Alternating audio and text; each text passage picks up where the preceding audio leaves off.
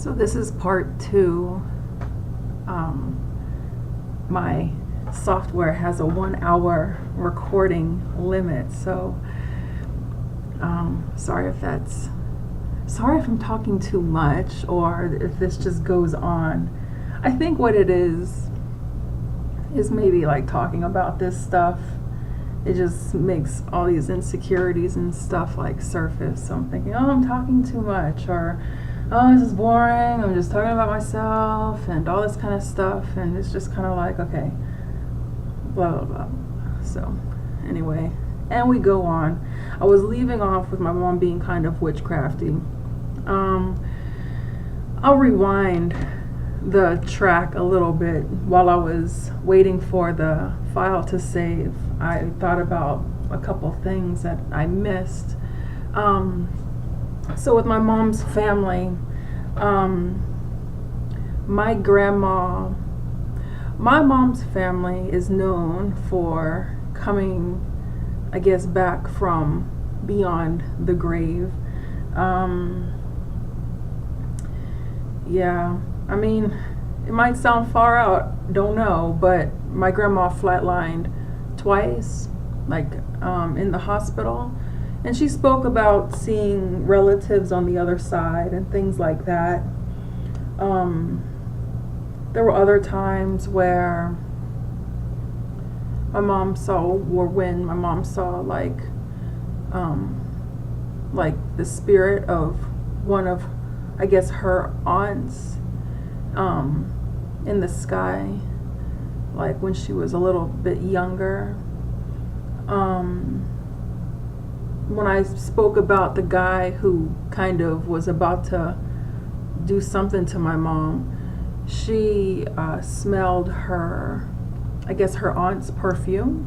Her aunt was known to wear this specific kind of perfume. I think it was a specific like incense scent, like patchouli or something like that.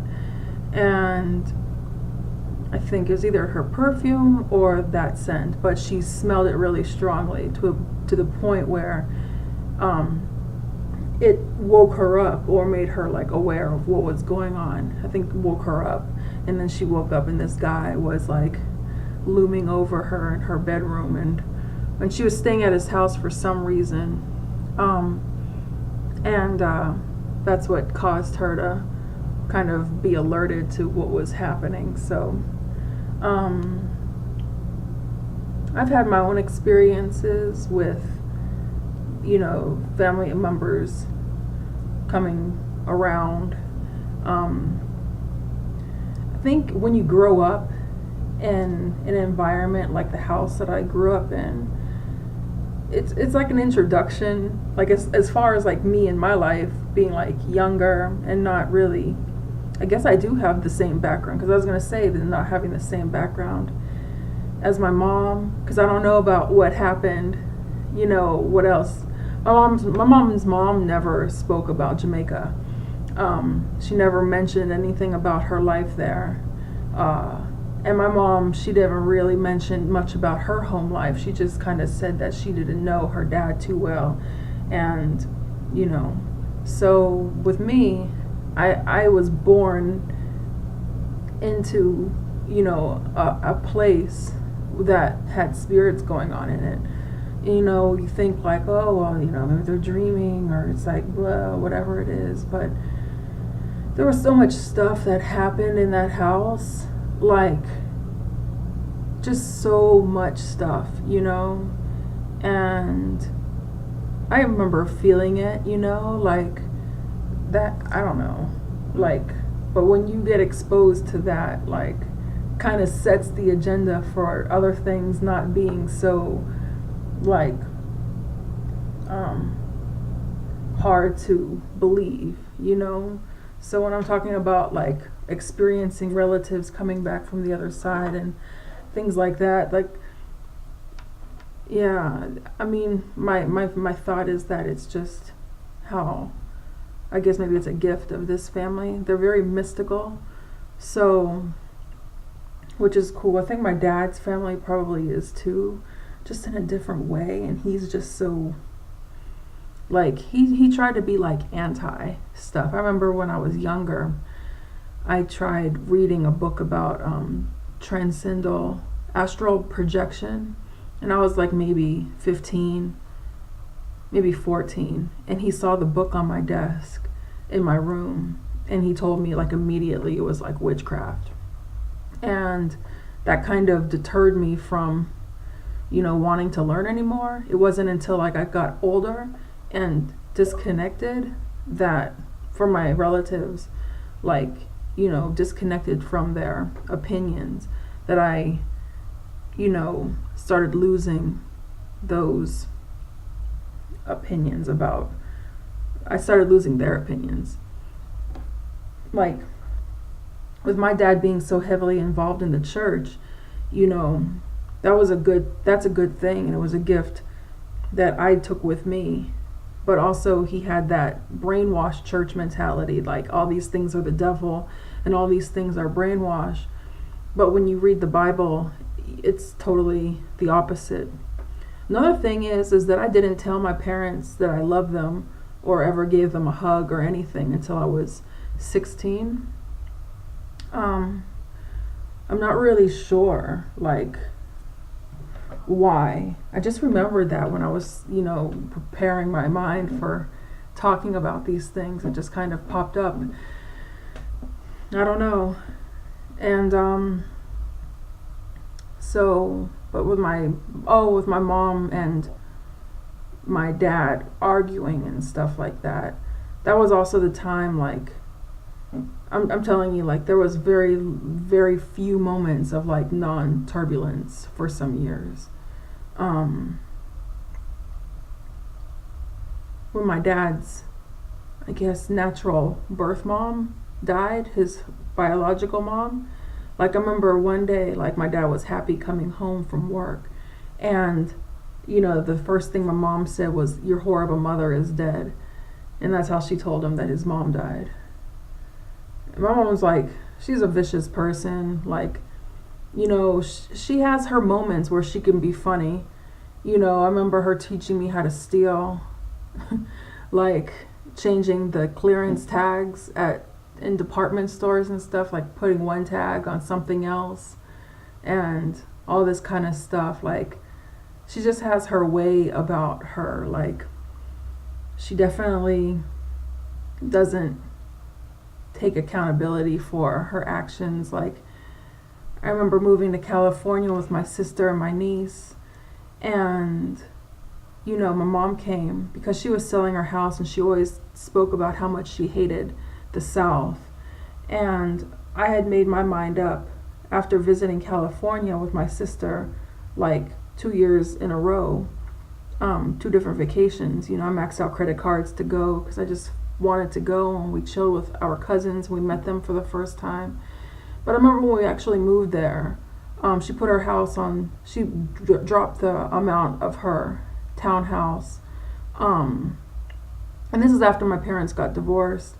And we all went out there, and, it's like my sister and I didn't have jobs, but my mom had received like a ton of alimony from my dad. So, she was like, you have 3 months to find a job, you don't have to pay rent now, which was cool. But man, like, the house just felt like the house that we were growing up in. She never turned the heat on. Like, her house is always like stone cold.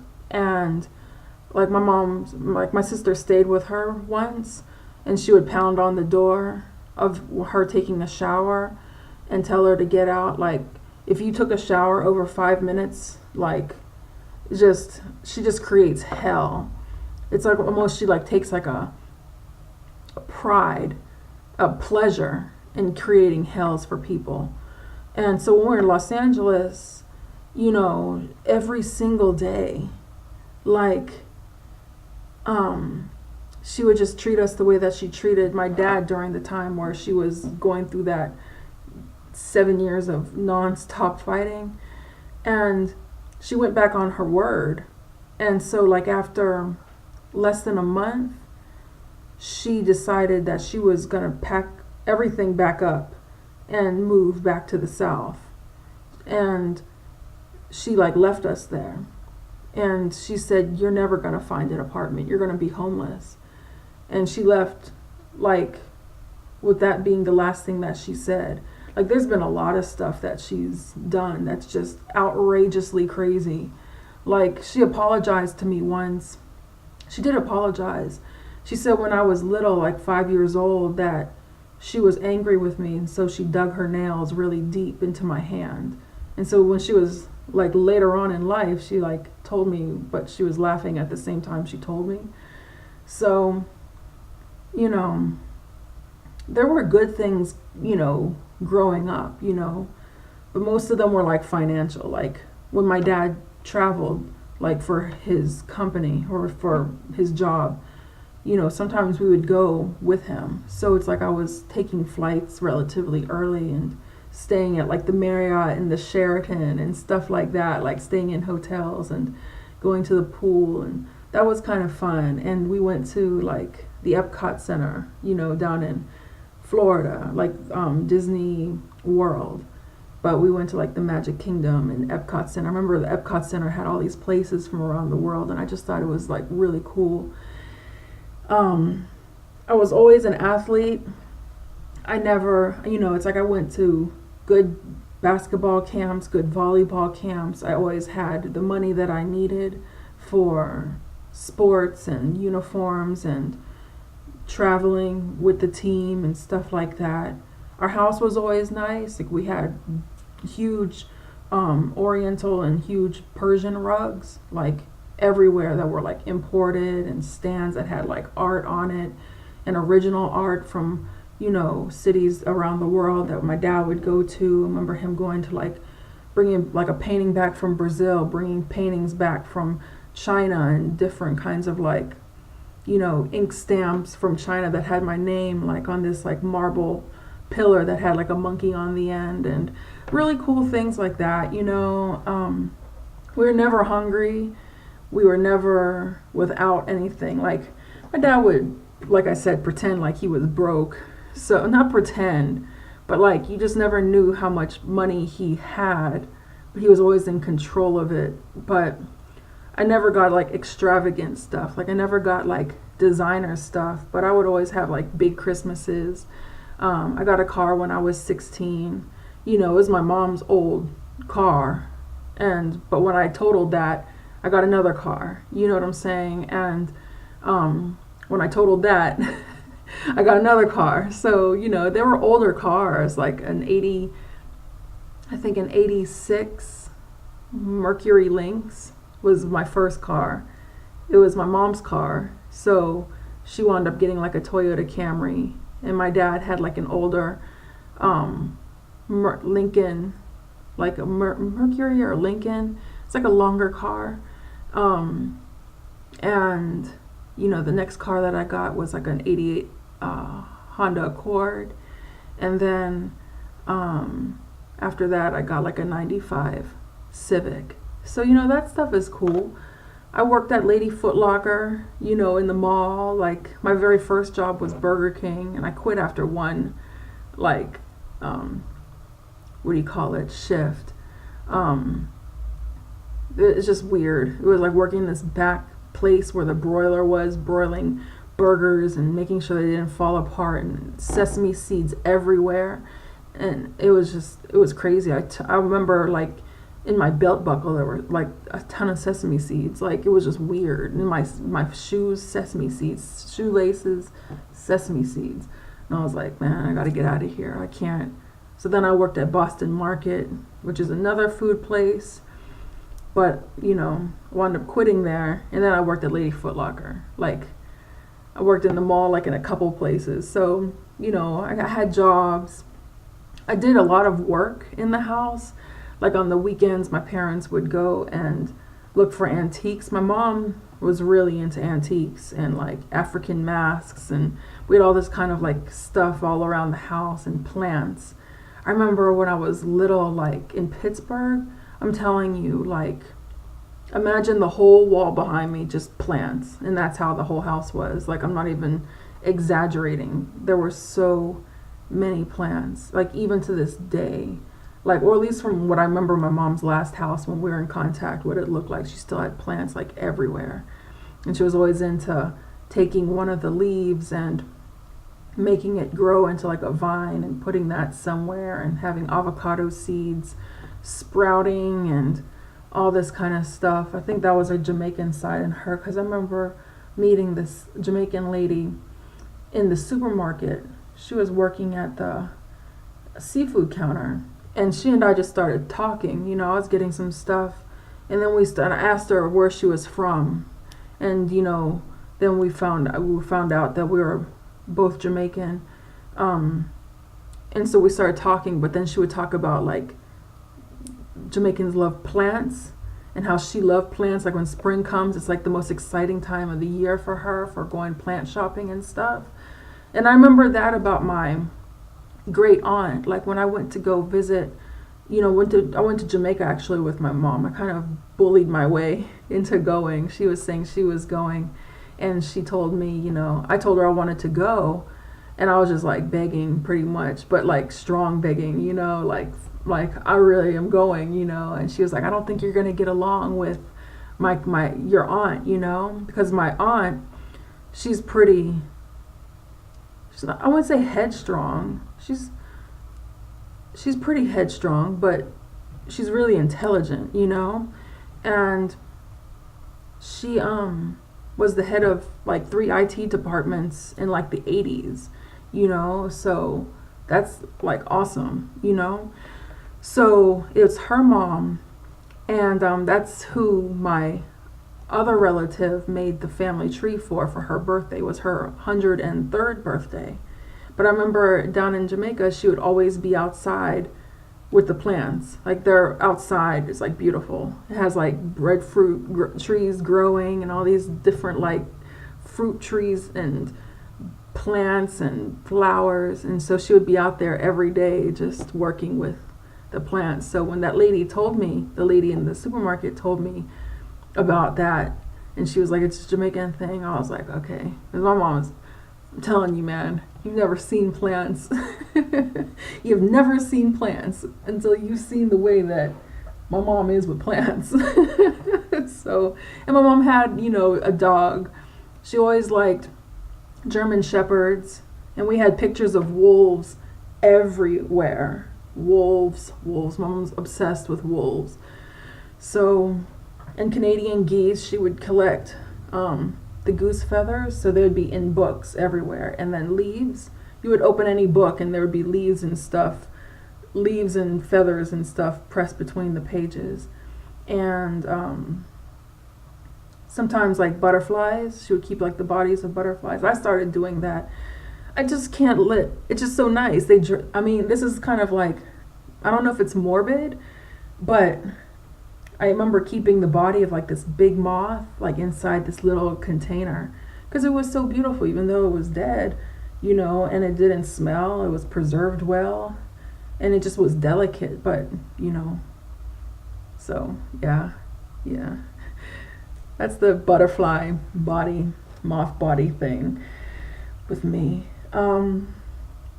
You know, we grew up like, and as far as like the work in the house, you know, it's like I cleaned.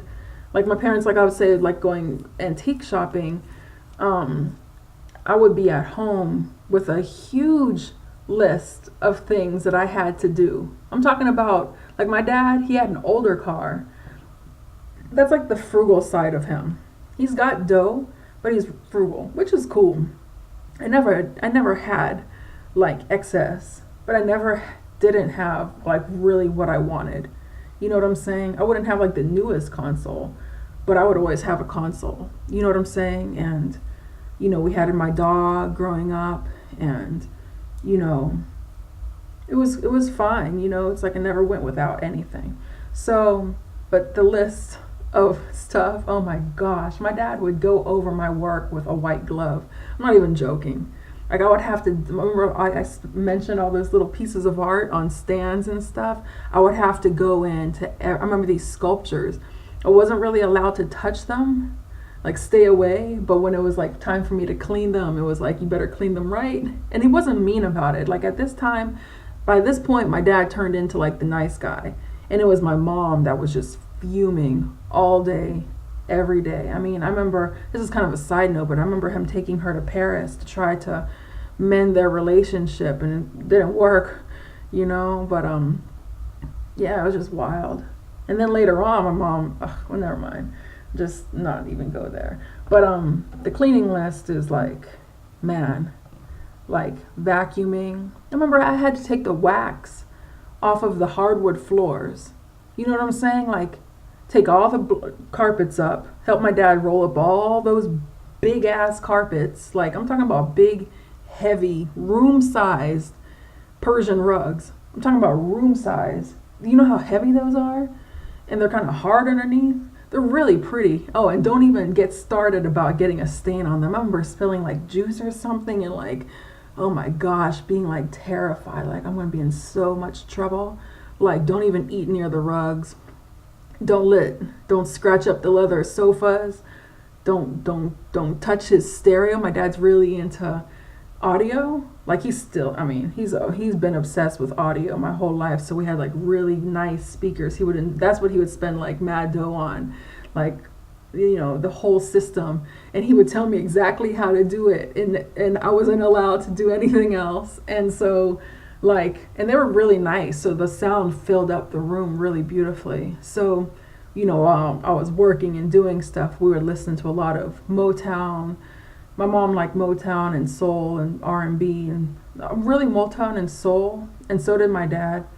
And then my mom was into black culture for a while, and so, I guess she still is. She likes that kind of thing. And then we listened to like a whole lot of classical music. Like, I spent all these years just listening to classical, and we saw, kind of going off the note here, but I remember early on, like the very first concert that I saw was Tina Turner with my parents and my sister, and we saw like Phantom of the Opera, the original cast, and that changed my life. Like, after that, I just started listening to the Phantom of the Opera soundtracks and singing. Like, I know like every word.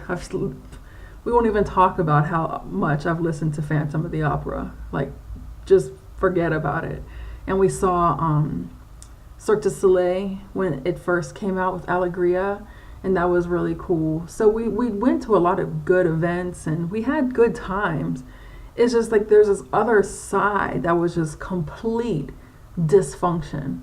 But back to the working thing. So, like, taking the rugs up from the floors, I remember having to take, like I said, the wax off the floor, like using solvents, and we had the actual machine when you're machining it off, I think almost sanding the top layer, and then I would have to go back and put wax back on the floor. Like, I did that. You know what I'm saying? Polish the leather sofa with special polish, polish the leather with one thing, Windex all the windows inside and out, the ones that you can reach, dust every piece of wood with like, a soft like cotton cloth and like pledge, like everything had its own solvent, and there would be a list, dust this, and he would list like everything for that, and then vacuum this and clean this room, this bathroom, do this, do that. Like, it would take all day. Sometimes I'd get like $20. You know what I'm saying? Like, most of the time I'd get some kind of money. You know what I'm saying? I think 20 was the most I ever got. That was pretty cool. That was like when I was older, I was like maybe 15, 16. So that was pretty cool. And but there was a long time that I didn't get paid. Like, I had to like ask for that. His car, like I was saying, his older car, he had like a whisk, like a brush, like imagine like an old school broom, right? And it has like the, not fibers, but the straw, like the straw whisk brushes. And it was a hand one though. And I would have to, instead of vacuuming his car, he liked it to be brushed out. So I would have to go over the whole thing on the inside and then use Armor All on the inside, clean the tires and have tire stuff on the the outside. I wouldn't really be washing the car because I don't think I wasn't able to, maybe I washed it when it was inside the garage, but I didn't move it, I didn't drive it. So all kinds of stuff, cleaning the basement, oh my gosh, shoveling snow, like, so I mean, I think I had good experiences as a kid. Like, I think I had, from the bad things about my parents, I learned what not to do. You know what I'm saying? Like, I tried to pay attention to, like, don't do that. You know, my mom had nice things too. I remember when I was really little, don't know what the root of why, but she used to bring me hot chocolate to my room every day.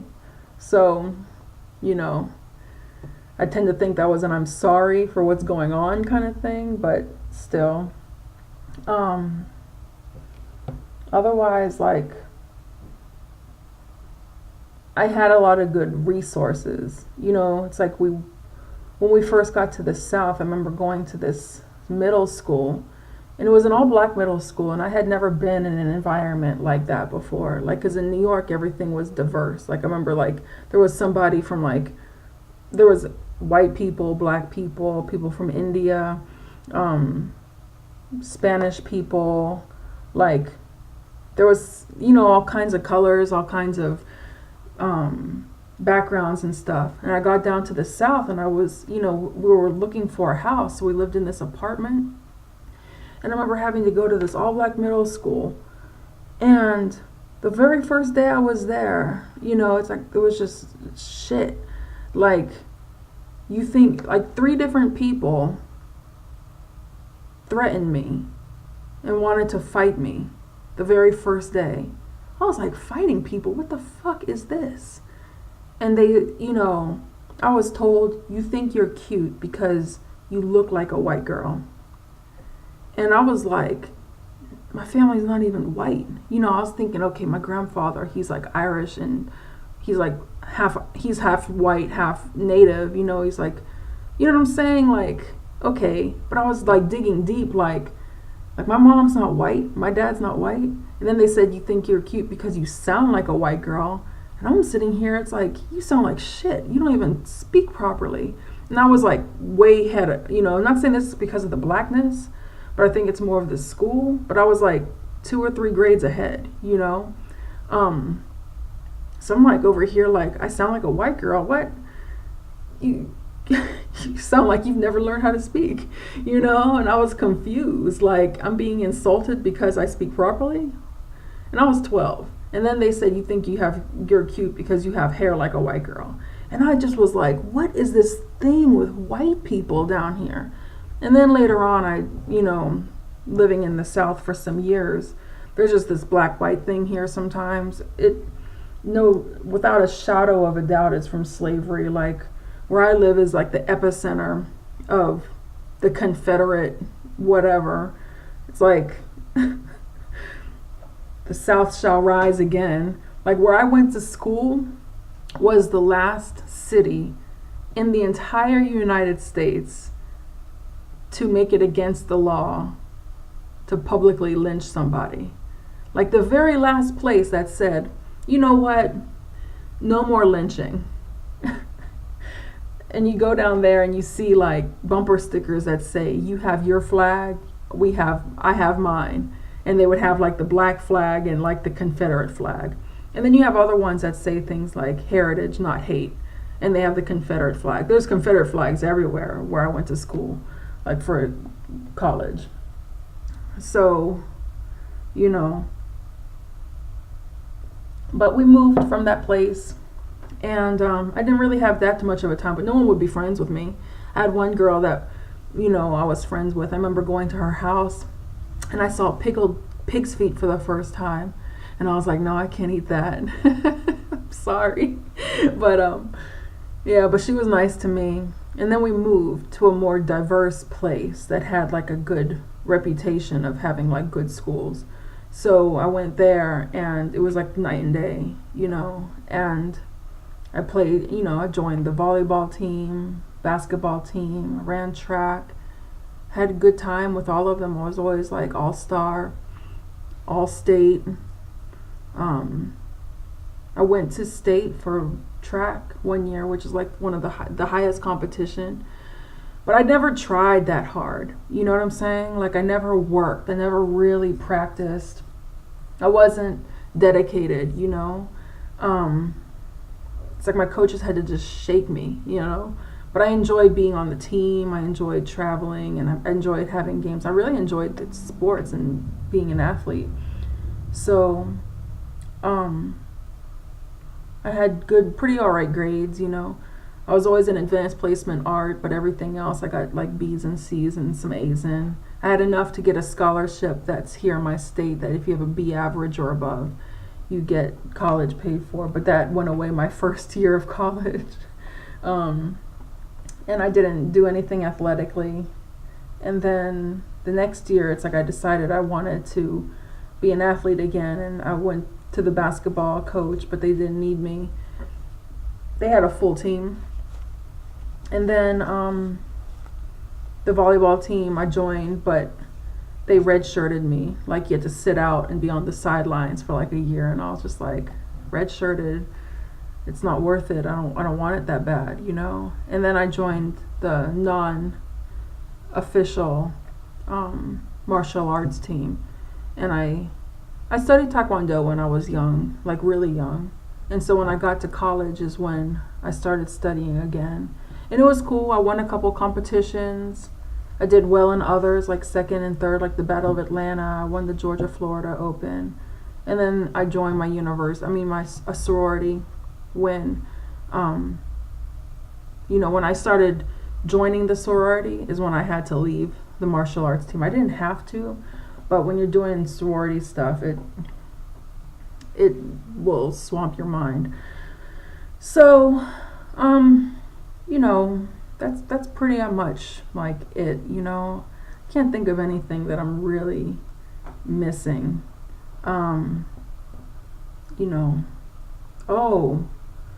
Fast forwarding to my sister meeting her biological dad. So my sister wound up when she got engaged to her husband, he, during their engagement, hired a private investigator to find her dad. And they wound up finding him in Florida. And as soon as he got contact from them, he immediately drove up, to meet her. So then that's when she found out that my dad told him that he told my mom that he said that he had been trying to find her, but he wasn't able to. And then,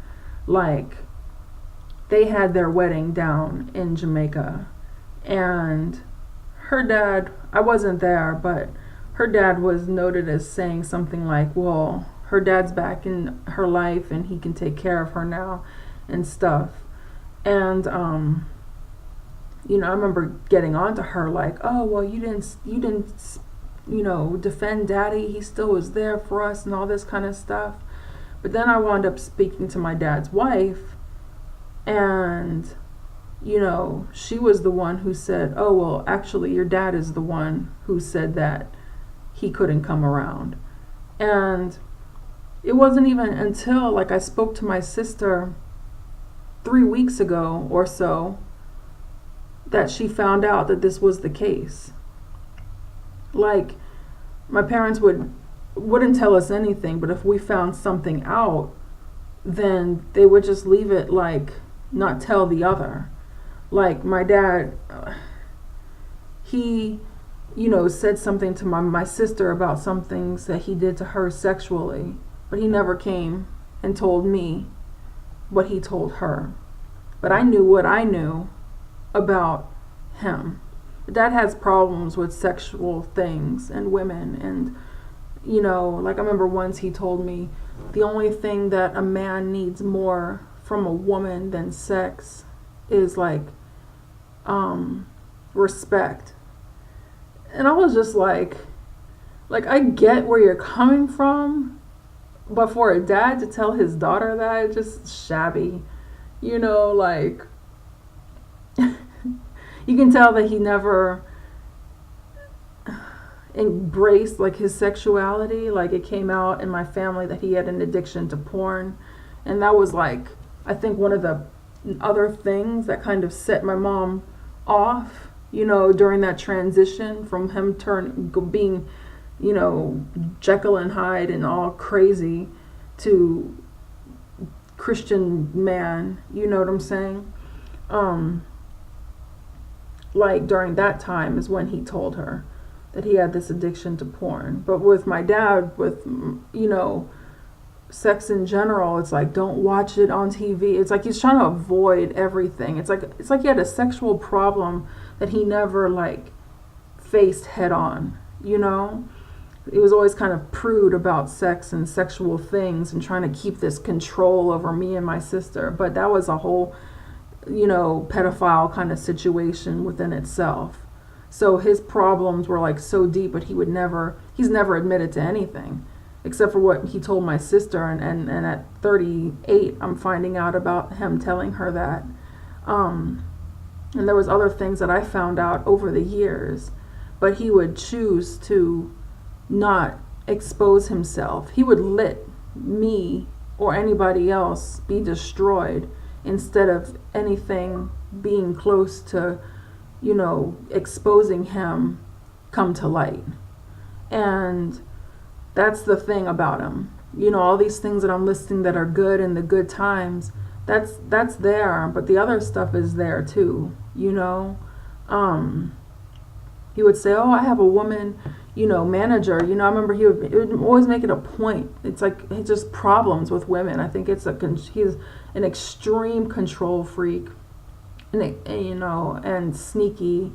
And I'm trying to be respectful, but he is, and secretive, and trying to be this man of the castle. And, it's like to be the man of the castle, it's just something that you are. You don't have to try to, fuck with people. Like, you don't have to do all these things, but he has problems. So, and he hasn't come to terms with those problems. Like, even teaching Sunday school. He was teaching Sunday school. You know what I'm saying? At 2 different churches. That's how he met his wife after my mom and him divorced. They got married 2 years later. He met her teaching Sunday school. How are you going to be a sexual predator to kids and you teach Sunday school? Like, things like that, and there's more. Like, there's more that's happened over the years that just made me, like, shocked. Like, wow. Not one sense of remorse or feeling like what I'm doing is wrong. Same thing from my mom. Like, she would come home from teaching kids and talking about their niggers and faggots and bastards. Called my niece a bitch when she was like 3. There's all kinds of stuff. It's like I don't even remember all of this stuff that my mom has done because, like, I just don't think about it. And then it'll just surface like, oh my gosh, like just when I found that book yesterday, like that had, my neighbor's birthday well wishings in 1984. At the same time, I found paperwork from when my mom called the cops on me. That was, filed on my birthday. Like, like, I remember being at her house and her screaming at the kids next door, like, I'm going to call the cops on you. To her next door neighbor's kids. Like, all kinds of stuff. Oh my gosh.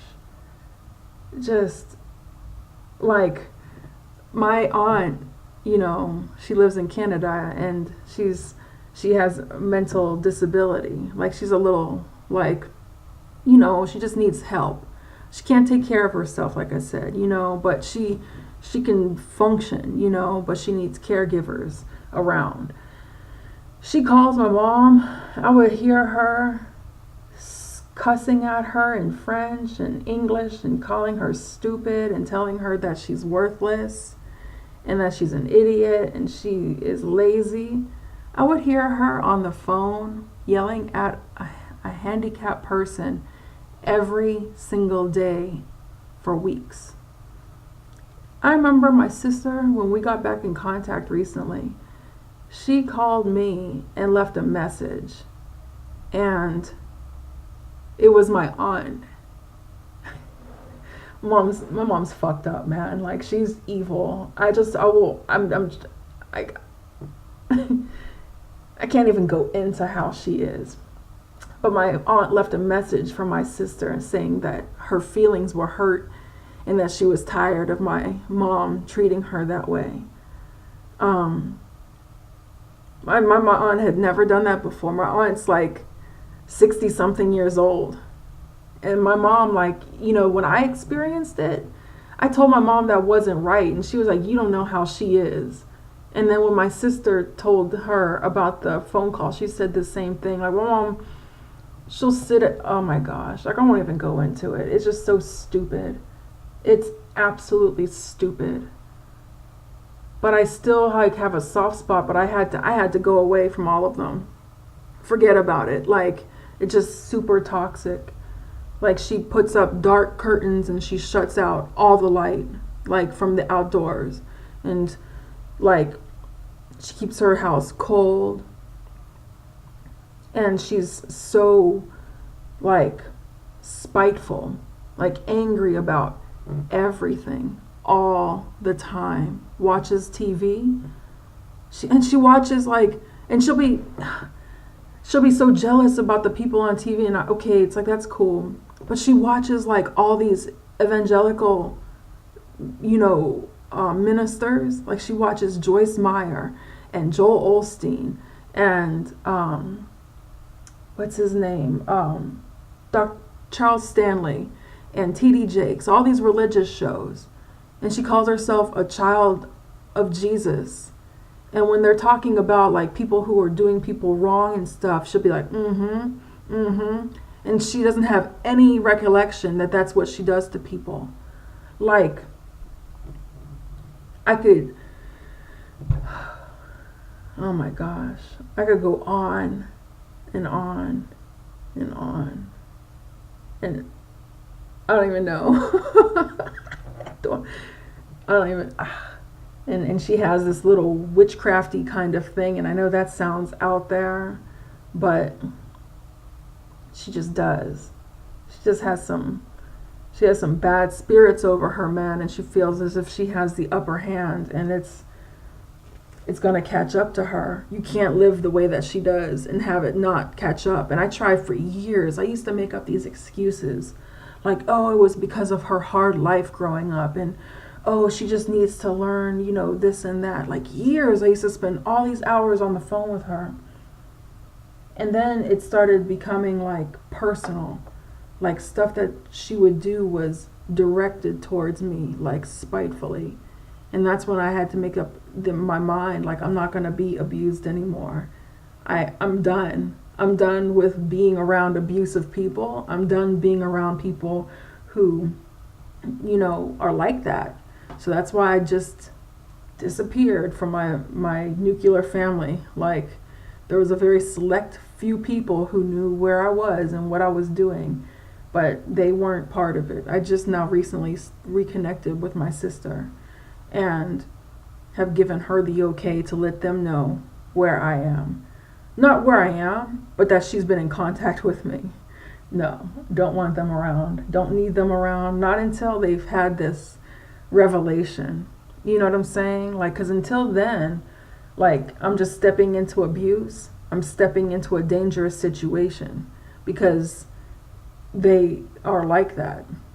And when people are like that and they don't take accountability for their own actions and don't include the truth in conversations or considerations or just like whatever, environment or atmosphere is happening, like, who can deal with that? Like, mental. It's mental. They're still mental. Like, and at this point, I've gotten to feel extremely sorry for my mom because even though like she has no remorse, she's already created this kind of personal hell for herself. Like the feelings, you could see it on her face. You could see it. Like, you know, she just has this anger and hostility in her. And that's where I kind of have observed her enough to know how not to be. Even when I feel myself going in that direction of like maybe being jealous of somebody on TV or holding my face like a certain way, like I've seen enough in her to learn like, you better keep smiling.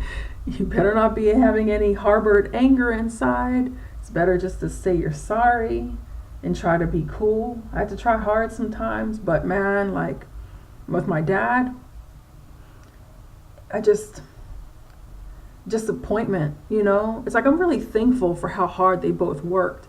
You know what I'm saying? They went through a lot. My dad spent a lot of time working, and he still does. Like he's not some lazy person. He's highly educated, has a really high position, really successful, worked hard for the family. But that doesn't take away the other side. And it's with him, it's helped me see like that other side can exist in somebody you would never expect it to exist in. You know what I'm saying? Like it's like secret cult, you know? I just think it's amazing. Like the whole thing. When my grandma died, this was maybe 6 years ago, maybe 8 years ago. They didn't include my mom in the video that they showed with pictures of her kids. Like, she watched the funeral online. She didn't fly up to Canada for it. So when they did the memorial about like showing like her kids, they didn't include my mom. Like, her older brother hasn't spoken to my mom in like 20 years. He said peace. You know what I'm saying? Like he didn't peace. Like her brother, like they talk every now and again, you know, but she just kind of insults him. Well, she just says, oh, he's been affected. You could tell like mentally he's not right. But to me, it's her that's not right. And that's like her way, you know? And it's sad because she's, I don't know. No. Yeah. Yeah, so that's my family, you know, like, or at least my nuclear relatives that I was brought up with. Like, I'm thankful for them, and I'll be like, you know, I would love to give them money. I'd love to give them stuff, but I couldn't go near them, not in the mental condition that they're in. So, you know, does it make me sad? No, not really, because like I've just been so disappointed with the whole situation that it kind of takes away I